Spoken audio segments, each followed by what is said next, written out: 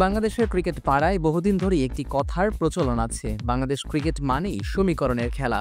যেন প্রতিটি টুর্নামেন্টে মাঠের ভেতরের লড়াই শেষ হবার পরেও কষতে হয় বোর্ডে বসে জটিল অঙ্ক। কখনো রান রেটের হিসাব, কখনো অন্য দলের জয় পরাজয়ের অপেক্ষা, আবার কখনো এক অঙ্ক মিলে গেলেই ভেসে ওঠে আশার আলো। মজার ছলে বলা হলেও এই মন্তব্যের ভেতরে লুকিয়ে আছে তীব্র আক্ষেপ ও হতাশা। বড় কোনো টুর্নামেন্ট এলেই বাংলাদেশকে যেন নিজের খেলার পাশাপাশি তাকিয়ে থাকতে হয় ভাগ্যের অঙ্ক কষার দিকে। এবারের এশিয়া কাপেও সেই চিরচেনা ছবি সামনে নিয়ে এসেছে। হংকংয়ের বিপক্ষে প্রথম ম্যাচে জয় দিয়ে এবারের এশিয়া কাপের ক্যাম্পেইন শুরু করলো আবুধাবির শেখ জায়েদ স্টেডিয়ামে। গ্রুপ পর্বের দ্বিতীয় ম্যাচে শ্রীলঙ্কার বিপক্ষে ব্যাট হাতে দাঁড়াতে পারেনি বাংলাদেশ। টপ অর্ডারের ব্যর্থতায় দল চাপে পড়ে যায় শুরুতেই। লিটন দাসের 28, শামীম পাটোয়ারির লড়াকো 42 এবং জাকের আলীর অপরাজিত 41 রানে ভর করে কোনো রকমে টেনে টুনে 139 রান তুলতে সক্ষম হয় টাইগাররা।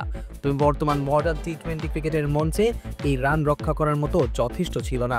শ্রীলঙ্কা ব্যাট হাতে নেমেই ম্যাচকে নিজেদের করে নেয়। পাওয়ার প্লেতে একটি উইকেট হারালেও শুরু থেকেই চালিয়ে খেলে দ্রুত রান তোলেন ব্যাটাররা। 10 ওভারের মধ্যেই দলীয় সংগ্রহ 3 অঙ্কে পৌঁছে যায়।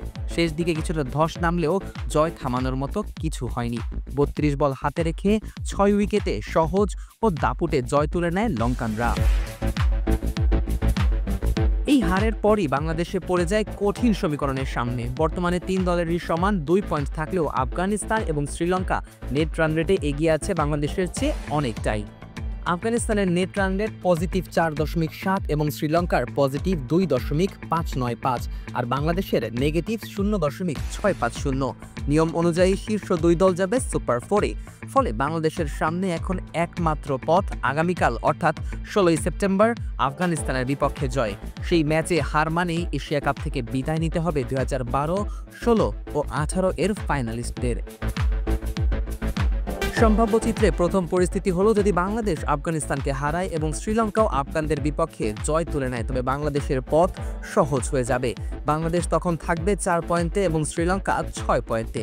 আফগানিস্তান 2 পয়েন্টে থেকে বাদ পড়বে এবং সরাসরি বাংলাদেশ ও শ্রীলঙ্কা নিশ্চিত করবে সুপার 4। অন্যদিকে যদি বাংলাদেশ আফগানিস্তানকে হারালেও আফগানরা শ্রীলঙ্কার বিপক্ষে জিতে যায়, তখন 3 দলই সমান 4 পয়েন্ট করে পাবে। তখন ভাগ্য নির্ধারিত হবে সম্পূর্ণভাবে নেট রান রেটের অঙ্কে। এই অবস্থায় বাংলাদেশের কাজ কঠিন হয়ে দাঁড়াবে, কারণ শুরুতেই শ্রীলঙ্কার কাছে বড় হারের ধাক্কা লাল সবুজের পতাকাবাহীদের রান রেটকে মারাত্মকভাবে পিছিয়ে দিয়েছে। তাই শুধু আফগানদের বিপক্ষে জিতলেই হবে না, চাই বড় একটা জয়। একই সঙ্গে আশা করতে হবে শ্রীলঙ্কার বিপক্ষে আফগানিস্তানের জয় যেন খুব সামান্য ব্যবধানে আসে। সবকিছু মিলিয়ে আবারও সমীকরণের ফাঁদে আটকে গেছে বাংলাদেশ ক্রিকেট দল। দর্শকরা হাসি ঠাট্টা করে বিষয়টিকে মজা হিসেবে দিলেও এর ভেতরে লুকিয়ে আছে এক গভীর হতাশা। নিজেরাই যখন পথ আলোকিত করার আলো জ্বালাতে পারে না, তখন অন্যের প্রদীপে আলো খোঁজার দায় এসে পড়ে। আগামীকালের ম্যাচ তাই হয়তো হয়ে উঠেছে বাংলাদেশের জন্য সব অথবা কিছুই নয় ধরনের লড়াই। কালকে নির্ধারিত হবে বাংলাদেশ সমীকরণের বেড়াজালে ভেঙে সুপার 4-এর জায়গা করে নিতে পারবে নাকি আবারও টানা তৃতীয়বারের মতো গ্রুপ পর্ব থেকেই বাজবে টাইগারদের বিদায় ঘণ্টা। Nazmus Sakib, on field.